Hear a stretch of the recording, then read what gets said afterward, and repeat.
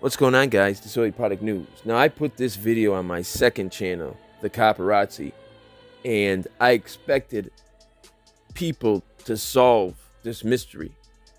And, well, it left more questions than it did answers. Here's some of the guesses as to what happened. She matched a rich person's blood type, organs needed. These cops were setting this woman up to break into her house and do her harm. There is no other reason that can be plausible. If anyone looked at this video and those two people weren't in cop uniforms, you'd think this is a kidnapping or worse, a hit. Now, this thought was a little bit out there. Anthropomorphism is the attribution of human traits, emotions, or intentions to non-human entities. It is considered to be an innate tendency of human psychology. I believe he's presenting the argument that they're aliens or lizard people.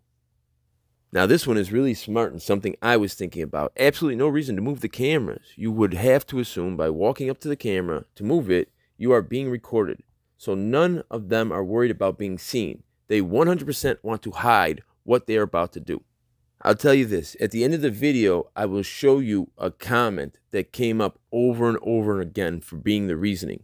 But let's watch the video, and you guys put in the comment section what you think is the reason that these police officers are acting in such a peculiar manner. This picture right here of a woman disabling a security camera by pointing it up. The homeowner, who is a woman and was all alone in the house, watched in real time as this happened. But the woman outside isn't a porch pirate. She's not trying to steal packages.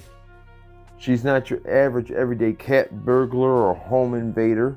Her and the male with her were in fact police officers. The woman who was alone in the house in Edmonton, Alberta, Canada, did not call the police to her residence, and she didn't feel right about what was going on, so she never went to the door, even before they started disabling the cameras. She felt like something was wrong.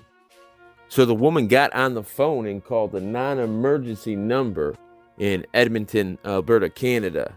But while the officers made their way around the house disabling cameras, the woman, who wants to remain anonymous out of fear for retaliation, heard these two officers starting to break down her back door. These are pictures she sent to the media of her back door.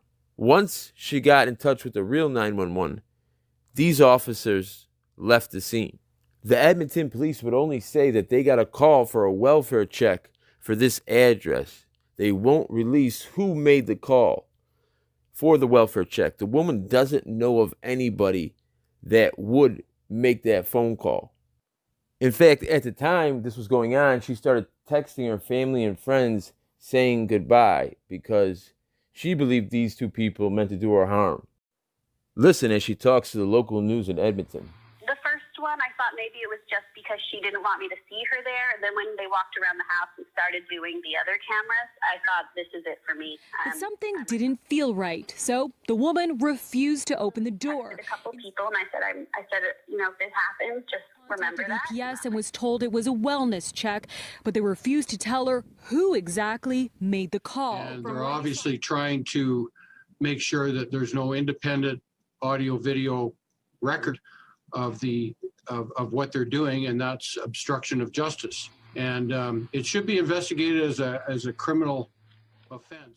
So guys, write in the comment section below why you think they would be moving, if they were really there for a welfare check. And it seems very suspicious or very coincidental that it was a welfare check, because that's pretty much the only reason why they would be there doing the things they were doing, except moving the cameras. I can't come up with a reason for that. Now, in theory, there is a reason they could have been kicking down that back door.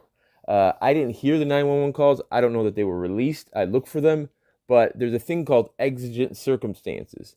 And if these officers believe that this woman was in grave danger or imminent harm, they can kick in the door. Same reason the fire department can come in your house if your house is on fire without going to get a warrant. So they can use the excuse of exigent circumstances, or maybe it's not an excuse. This comes to us from Cornell University. It's the definition of exigent circumstances. Exigent circumstances, circumstances that would cause a reasonable person to believe that entry or other relevant prompt action was necessary to prevent physical harm to the officers or other persons, the destruction of relevant evidence, the escape of the suspect, or some other consequences improperly frustrating legitimate law enforcement efforts. Now that's for knocking down the back door. But why did they disable the cameras from being able to see anything? I can't even come up with a plausible situation in which they would need to do that. But that can't be the case, because if it was, the EPS, Edmonton Police Service, would have said so. They wouldn't have made their officers look like they were doing something criminal. They would just say, listen, the woman was in danger. We got a 911 call that said XYZ. And why did they leave once she got in contact with 911? Why wouldn't 911 tell her to go to the door so they could check her for this welfare check? This is an extremely, extremely strange case. It's almost a mystery.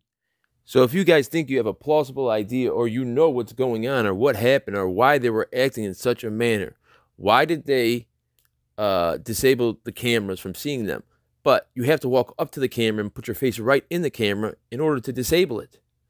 So why were they doing that? And then why did they go around the house and try and kick in the door? And then why did they leave right when she called 911? Because I think that throws out the idea that they're not really police officers. All of it is just so very strange and very odd and just out of the normal. So pause the video now if you don't want to hear what came up over and over again and is what probably is the most plausible explanation. Pause the video now because I'm going to put that information out there. So this is an idea that came up over and over again for people, I guess, that live in that area of Canada. They came up with this rumor that's been going around. But even this rumor, if it's true, what were they still planning to do? So here it is. The rumor going around is that she was in a relationship with an EPS officer, and this was retaliation for ending that relationship. So the woman in the house was in a relationship with an Edmonton police officer. The victim in Canada probably used to date a cop, and it probably ended badly. And here's the most straightforward one of all. Woman living at the house is seeing the female cop's husband or boyfriend. So the female cop went there with her partner, ready to do what? And how did she get her partner to go with her? I mean, I can understand how she's emotional and might make a very rash, terrible decision. But how did she talk her partner into it? And what were they planning on doing? Because by disabling all those cameras, you have to go up to each and every one and turn it upside down. So you're being seen on the camera more than you ever would be not doing that. Your face goes right up to it.